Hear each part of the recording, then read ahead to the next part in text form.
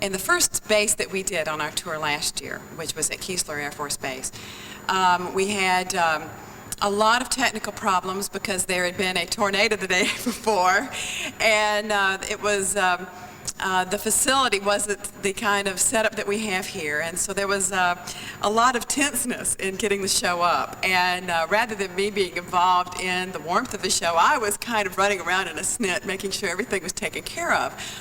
Well, I didn't even hardly watch the show, and after the show, there was a bunch of the young airmen that had come up to talk to Bob and Della, our actors, and I needed to ask Della something, so I came up behind her, and this young man looked up at me and he said, "Ma'am, can I talk to you a second?" And I said, "Well, sure." And he said, and I realized then as I looked at him that he had tears in his eyes, and he was about 18, and he said, I just want you to know I was in Desert Storm, and my best buddy got killed the second day. And he said, I was there when he got killed. And the whole time that I was watching the show, I just kept thinking how happy he would be to know that you were doing this. And I just wanted to come and thank you for him for doing this. And from that time on, I never lost that perspective again. I never got quite in such a snit about the technical things because I knew what we were doing was something very much of the heart, and that it reached across all kind of barriers that were very special. Going into this, none of us, I think, knew what to expect, and the response has just been so overwhelming that, and by that I mean in terms of the very personal things that people have shared with us, both on the comment cards and coming down front after the play. I've really been surprised how close to home this play hits for people that have had people either themselves in the service or relatives or loved ones, friends. The audience response, time after time, knocks us off our feet.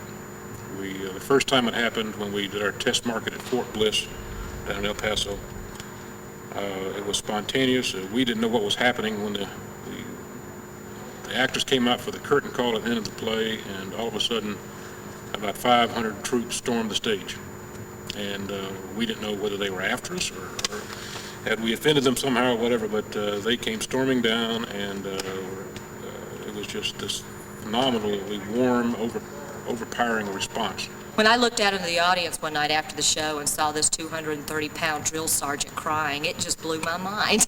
It floored us as to how the 18 and 19-year-old responded to it. And they would come up to us afterwards and say, you know, after basic training, I almost forgot why I joined, but now you reminded me why I'm proud to be a soldier, and thank you. It's incredible what they share with us, people that they don't know us. You know, they've seen us perform this 2-hour play, and they come up to us and open up their hearts and say the most incredible things to us. It's very rare that an actor gets a chance to get feedback like that from an audience, and to actually be able to sit and read these comment cards after every performance, and what they write is obviously so sincere. I mean, sometimes they're even poetic, the things that they write. And when you see those faces, and you realize that this is not a fictitious play, this is a real play, and that these are real people, and this really happens, then it does something to you.